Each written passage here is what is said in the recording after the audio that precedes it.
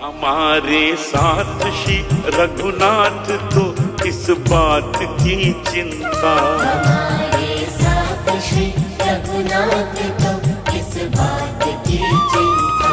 शरण में रख दिया जब माथ तो किस बात की चिंता। हरे कृष्ण। सादर प्रणाम। ओम अज्ञानातिमिरन्धस्य ज्ञानाञ्जनशलाकया चक्षुरुन्मीलितं येन तस्मै श्रीगुरुवे नमः। नमो विष्णुपादाय कृष्णपृष्ठाय भूतले श्रीमते भक्तिवेदान्त स्वामिनीति नामिने। नमस्ते सरस्वते देवी गौरवाणी प्रचारिणे निर्विशेष शून्यवादी पाश्चात्यदेशतारिणे। हे कृष्ण करुणा सिंधु दीनबंधु जगतपते गोपेश गोपिका कांता राधा कांता नमस्तुते। तप्त कांचन गौरांगी राधे वृंदावनेश्वरी विश्वानुसुते देवी प्रणमामि हरिप्रिये। हरे कृष्ण कृष्ण कृष्ण हरे हरे हरे राम राम राम हरे हरे। शिला प्रभुपाद की जय। रामं लक्ष्मण पूर्वजं रघुवरं सीतापति सुंदरम काकुत्स्थं करुणामयं गुणनिधिं विप्रप्रियं धार्मिकं राजेन्द्रं सत्यसंधं दशरथतनयं श्यामलं शान्तमूर्ति वन्दे लोकाभिरामं रघुकुलतिलकं राघवं रावणारिं। दक्षिणे लक्ष्मणो धन्वी वामतो जानकी सुभा पुरतो मारुति यस्य तं नमामि रघुत्तमं। रामाय रामचंद्राय रामभद्राय वेदसे रघुनाथाय नाथाय सीताय पतये नमः। सियावर रामचंद्र की जय। पवन सुत हनुमान की जय। वाल्मीकि रामायण की जय।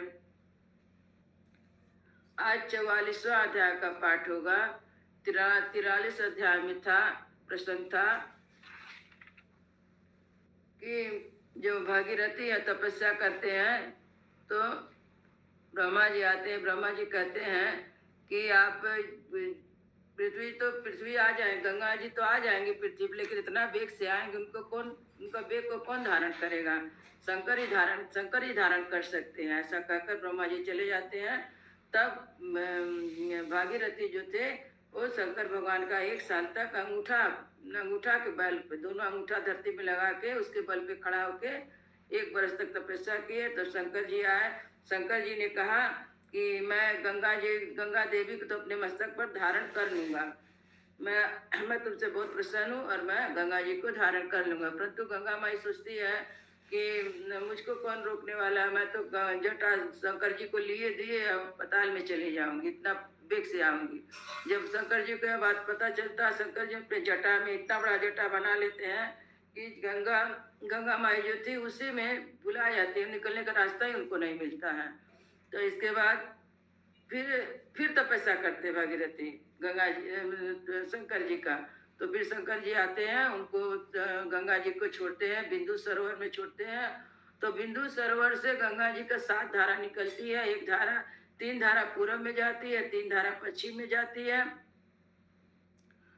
3 धारा जाती है, पहले चलती है तीनों धारा। 1 धारा चल जाती पश्चिम दिशा की और 3 धारा पूर्व दिशा की। 6 धारा होती है। और 1 धारा जो थी उसमें आगे आगे भागीरथी चल रहे रथ पे और पीछे पीछे गंगा माई उनके पीछे पीछे सब जगह धरती पे आ रही हैं। इस तरह आगे आते आते उन्होंने जो उनके पूर्वज थे उन लोगों का गंगा जी का मंदिर, गंगा जी उन लोग को अपलाहित कर देती है। बीच में क्या होता है, गंगा जी रास्ते में आती है तो एक जनु ऋषि थे। वो तपस्या कर रहे थे। उनका कमंडल नंबर सही, झोपड़ी उपड़ी सही सब बहा देती है। तब उनको गुस्सा आता। गंगा जी को जितना गंगा जी थी उनको हप्पी लेते हैं। तो फिर जाके फिर तब सब देवता लोग बोलते हैं आप ऐसा नहीं करिए, प्रार्थना करते हैं तो ऋषि प्रसन्न होते हैं। तो उनको अपने जांग से प्रकट करते हैं। तो इसलिए उनका नाम बोलते हैं ये गंगा जी आपकी पुत्री होंगी, इसलिए उनका नाम जानवी पड़ा। और इसके बाद जब वो आती है सगर के पुत्रों को जल से अपने अपलाहित कर देती हैं और सब राजकुमार जितने 60,000 थे वे सब लोग स्वर्ग में चले जाते हैं। और इसके बाद अब 44वां अध्याय में आगे का पाठ होगा।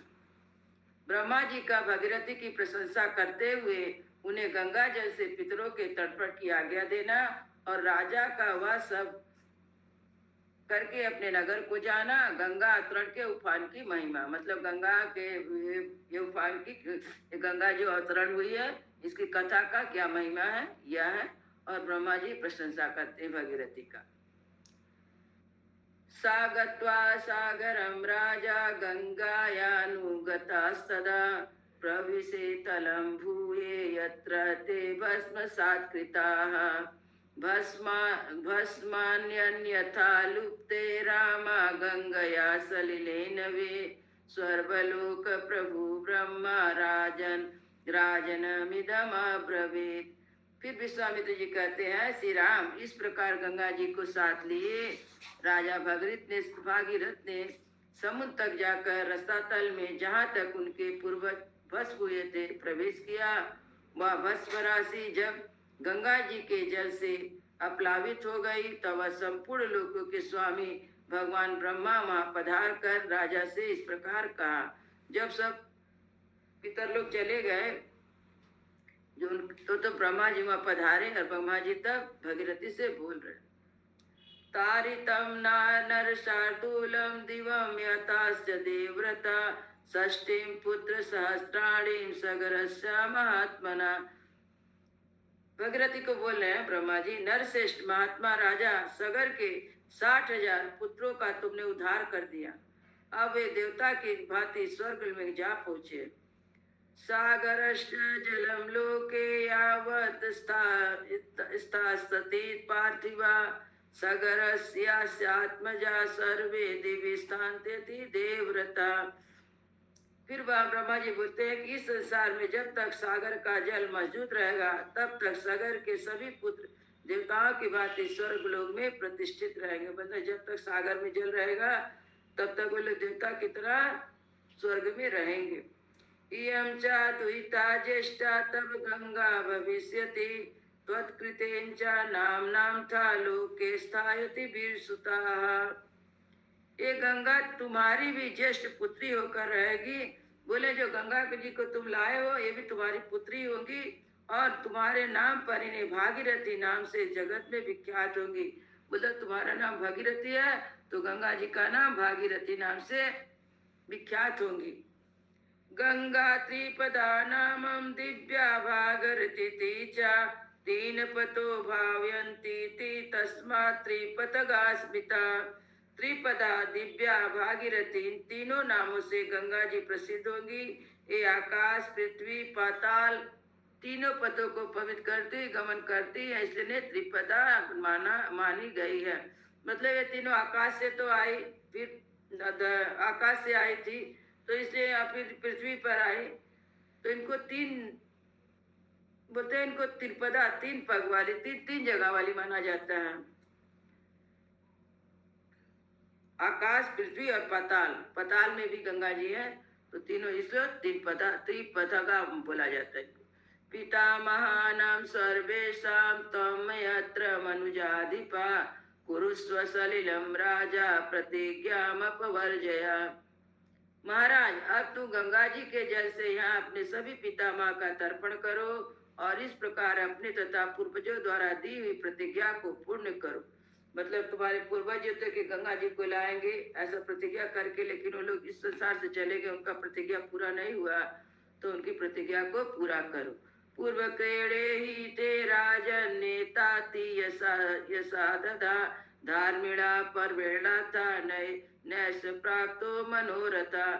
तुम्हारे पूर्वज धर्मात्माओं में श्रेष्ठ महायशस्वी राजा सगर भी गंगा जी को यहाँ लाना चाहते थे किंतु उनका यह मनोरथ नहीं पूर्ण हुआ। तथैवांशुमतावस्या लोको अप्रतिमितं तेजसा गंगां प्रायतां नेतु प्रतिज्ञा नापवर्जिता। राजर्षि गुणवता महर्षि समतेजसा मातुल्यस्तपसा चैव क्षत्र धर्म स्थिति च। अब ब्रह्मा जी बोले बस इस प्रकार लोक में अप्रमित प्रभावशाली उत्तम गुण महर्षि तुल तेजस्वी मेरे समान तपस्वी क्षत्रिय धर्म प्राण राजर्षि अंशुमान ने भी गंगा को लाने की इच्छा की परंतु वे पृथ्वी पर उन्हें लाने की प्रतिज्ञा पूरी ना कर सके। बोले सागर ने भी इच्छा की गंगा जी को लाएंगे क्योंकि गरुड़ जी ने कहा था अंशुमान से कि गंगा जी आएंगे तभी लोक का उद्धार होगा। तो राजा सगर भी लाना चाहते थे, फिर अंशुमान भी लाना चाहते थे, उन लोग की इच्छा पूरी नहीं हुई। और तुम्हारे तेजस्वी पिता जो अंशुमान के पुत्र दिलीप थे, दिलीप के पुत्र भगीरथी थे, तो बोलते तुम्हारे पिता जो दिलीप थे वो भी लाना चाहते। दिलीपन महाभागात पिता थी तेजसा पुनर्शंकितामने तो गंगा प्रार्थ्यता नगा। निष्पाप महाभाग तुम्हारे अत्यंत तेजस्वी पिता दिलीप भी गंगा जी को यहाँ लाने की इच्छा करके इस कार्य में सफल ना हो सके। सात्वं समातिक्रांता प्रतिज्ञा पुरुष सभा प्राप्तोसि परमालोके यसा परम सम्मतम। तुमने गंगा को भूतल पर लाने की वह प्रतिज्ञा पूर्ण कर ली, इस संसार में तुम्हें परम उत्तम महान यश की प्राप्ति हुई। तच्च तत् गंगावतरणं त्वया कृतमरिदम् अनेन च भवान् प्राप्तो धर्माय से तन्महत्। तुमने जो गंगा जी को पृथ्वी पर उतारने का कार्य पूरा किया है, उसे उस महान ब्रह्म लोक पर अधिकार प्राप्त कर लिया है, जो धर्म का आश्रय है। प्लवायस्य स्वात्मानं नरोत्तमा सदोचिते सलिले पुरुषश्रेष्ठा शुचि पुण्य फलो भवा। गंगा जी का जल सदा ही स्नान के योग्य है, तुम स्वयं इसमें स्नान करो और पवित्र होकर पुण्य का पूर्ण फल प्राप्त करो। पितामहानां सर्वेषां कुरुष्य सलिलं क्रियां स्वस्ति ते अस्तु गमिष्यामि स्वलोके गम्यतां निपा। नरश्रेष्ठर, तुम अपने सभी पितामहों का तर्पण करो, तुम्हारा कल्याण हो। मैं अपने लोक को जाऊंगा, तुम भी अपनी राजधानी को लौट जाओ। ब्रह्मा जी कहते हैं कि मैं तो अपने लोक को जा रहा हूँ, तुम भी अपनी राजधानी को चले जाओ। इत्वा युक्तं देवेशे सर्वलोक पितामह यथागतं तथा गच्छत् देवलोकं महायशा। ऐसा कहकर सर्वलोक पितामह महायशस्वी देवेश्वर ब्रह्मा जी जैसे आए थे वैसे ही देवलोक को चले गए। भागीरथिस्तु राजर्षि कृत्वा सलिलमुत्तमं यथाक्रम यथा न्यायं सागराणां महायशः। कृतोदक शुचो राजा स्वयं पुरी प्रविश्य समृद्धार्थो नरश्रेष्ठा स्वराजं प्रशासः। महायशस्वी राजसी राजा भगीरथ ने भी गंगा जी के उत्तम जल से क्रमशः सभी सगर पुत्रों को विधिवत तर्पण करके पवित्र होकर अपने नगर को गए। इस प्रकार सफल मनोरथ होकर अपने राज का शासन करने लगे। प्रमोद चालोकस्था निपमासा राघवा नष्ट शोको समृद्धो बभूव विगत जरा। रघुनंदन अपने राजा को पुनः सामने पाकर प्रजा को बड़ी प्रसन्नता हुई, सबका शोक जाता रहा, सबके मनोरथ पूर्ण हुए, चिंता दूर हुई। एसते राम गंगायां विस्तरो विहितो मया स्वस्ति प्राप्नु वृद्धम ते संध्या काल अब अतिवर्तते। फिर विश्वामित्र राम जी को संबोधित करते हुए कहते हैं, श्री राम, गंगा जी की कथा मैंने तुम्हें विस्तार के साथ सुनाई है, तुम्हारा कल्याण हो, अब जाओ मंगलमय संध्या वादन आदि का संपादन करो। और देखो संध्या बीता जा रहा। धन्य यस्य मायुधं पुत्रं स्वर्गमथापि च या श्रावती विप्रेषु क्षत्रेषु तरेषु च प्रीयन्ते पितरस्तत्ता प्रीयन्ते दैवतानि च इदमाख्यानायुष्यं गंगावतरणं शुभम। यह गंगावतरण का मंगलमय उपाख्यान आयु बढ़ाने वाला है, धन यश आयु पुत्र स्वर्ग की प्राप्ति कराने वाला है। जो ब्राह्मणों क्षत्रियों दूसरे वर्ण के लोगों की कथा सुनाता है उसके ऊपर देवता और पितर प्रसन्न होते हैं। या श्रृणुता काकुस्तम सर्वान् कामान् आप्नुयात् सर्वे पाप प्रणश्यन्ति वायु कृतिश्च वर्धते। काकुस भूषण जो इसका श्रवण करता है वह संपूर्ण कामनाओं को प्राप्त कर लेता है, उसके सारे पाप नष्ट हो जाते हैं, आयु की वृद्धि होती, कीर्ति का विस्तार होता है। इत्यर्थे श्रीमद् रामायणे वाल्मीकि आदि काव्ये बालकांडे चतुष्चक्रवारी सर्ग। इस प्रकार वाल्मीकि निर्मित आर्ष रामायण आदि काव्य के बालकांड में 40वां सर्ग पूरा हुआ। मंगल भवनय मंगल हारी प्रभु सु दशरथ अजीर बिहारी। राम सिया राम जय जय राम। राम सिया राम जय जय राम।